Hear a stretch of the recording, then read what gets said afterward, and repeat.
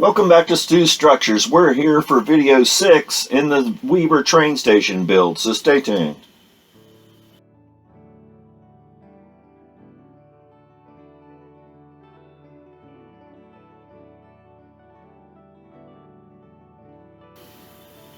So welcome back and welcome to my new subscribers.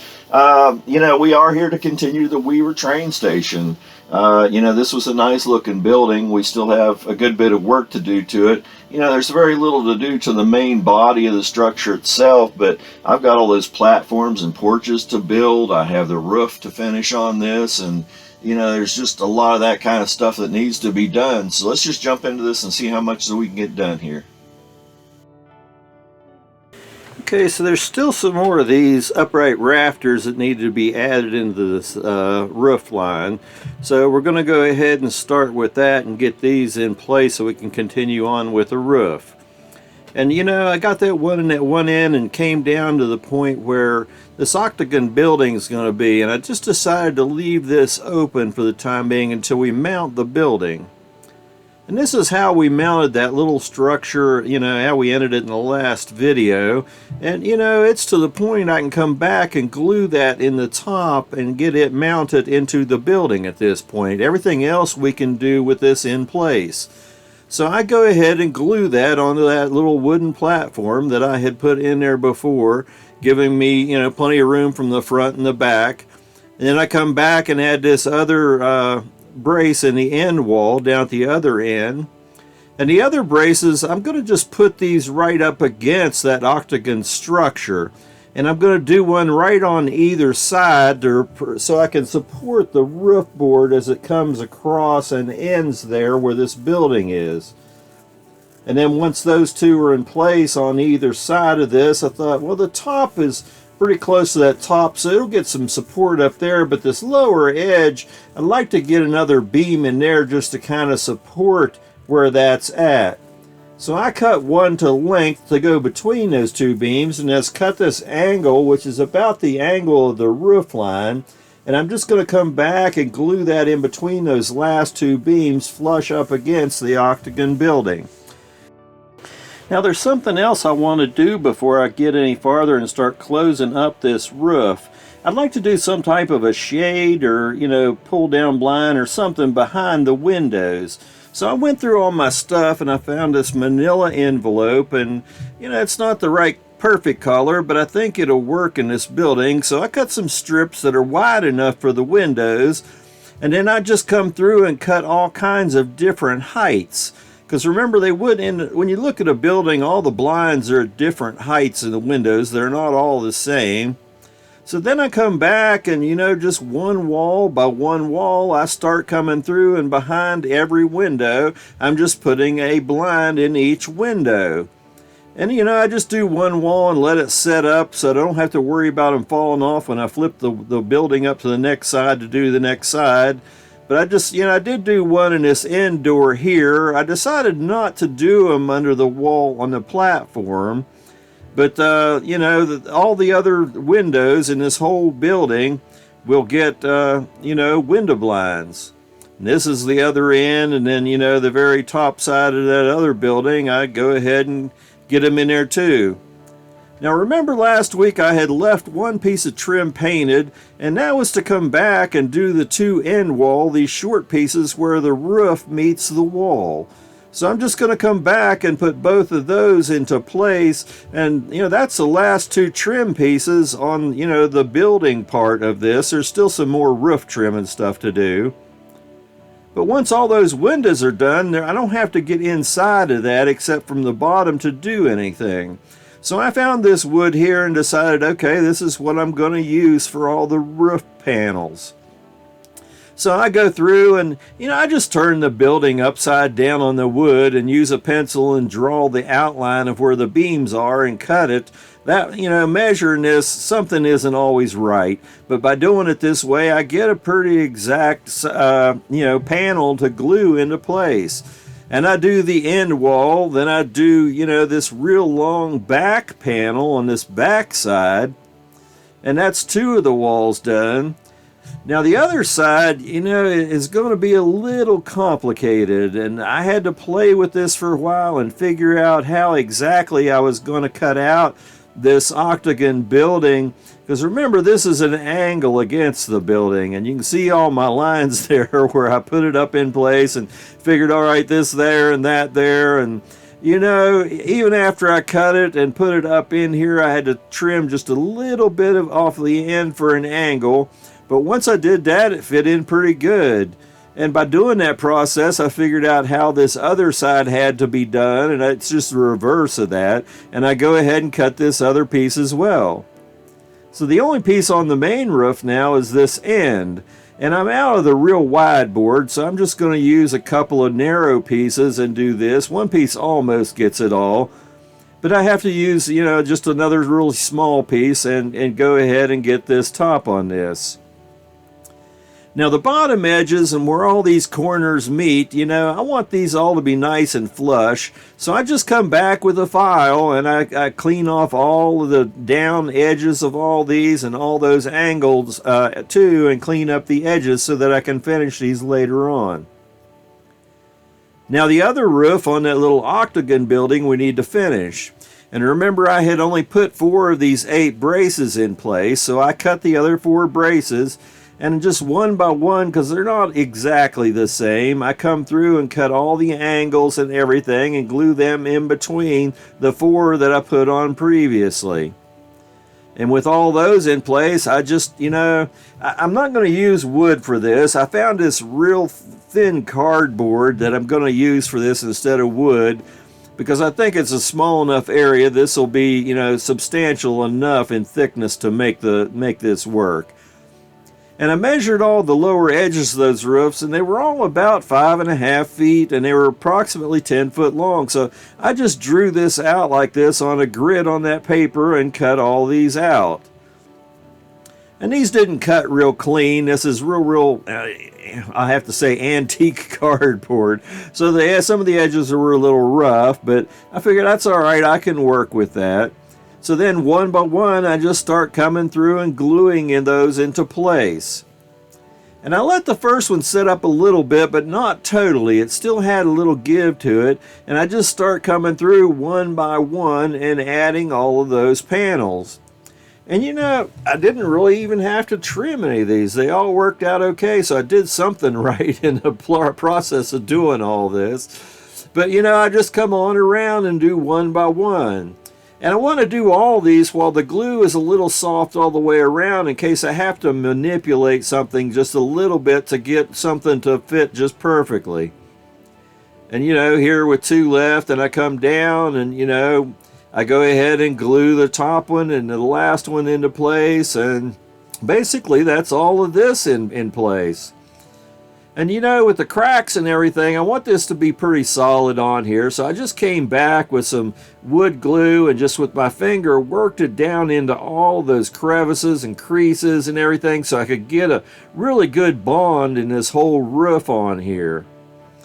And then once that was done, like the other roof, I came through with a file and filed down all the edges and all those angles all the way up and made sure they were nice, even joints without any raised edges or anything to work from.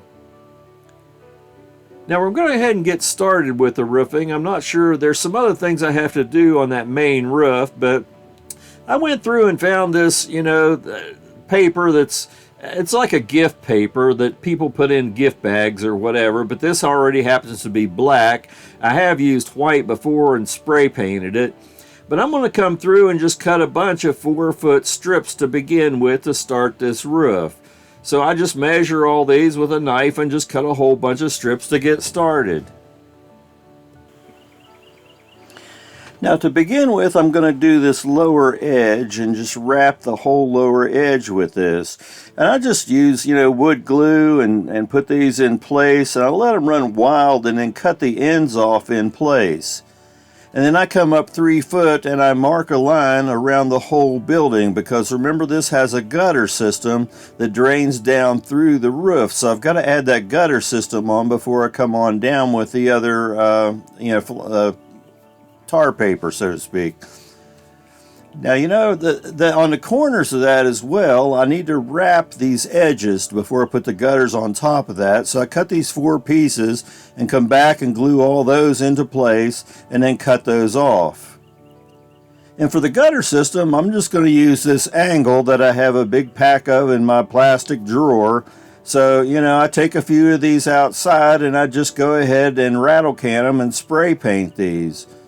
Now I got to trim the ends to angles and get everything to meet, and so I'll have to touch up some paint later, but basically that gives me the strips to start with.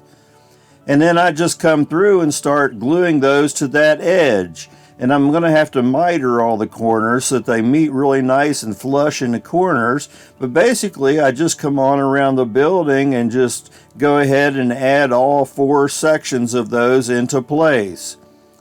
And once all those are there, you know, basically that's the gutter system in place.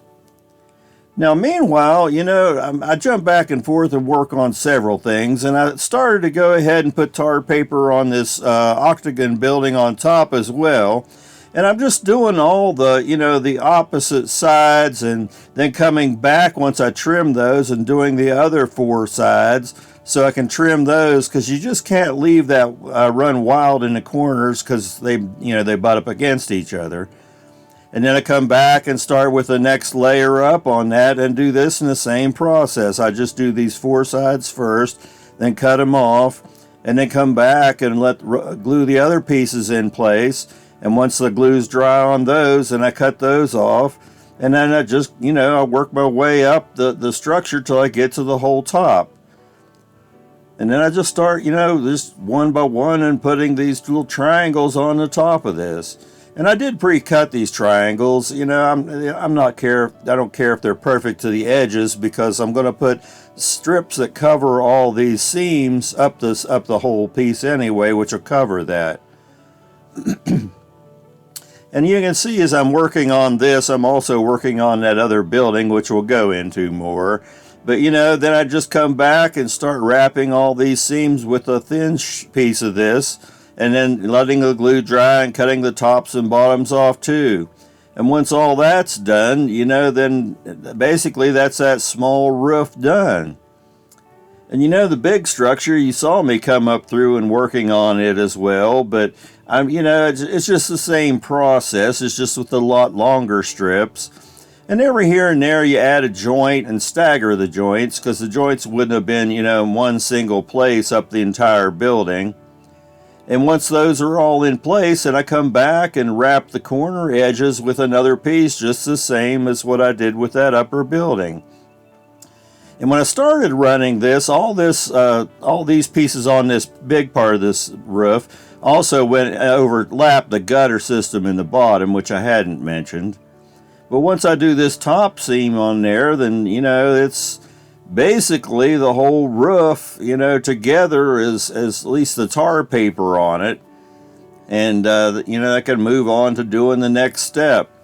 Yeah, you can see here there's just a couple of pieces of this left that I'm adding to the top edge of this roof at this point.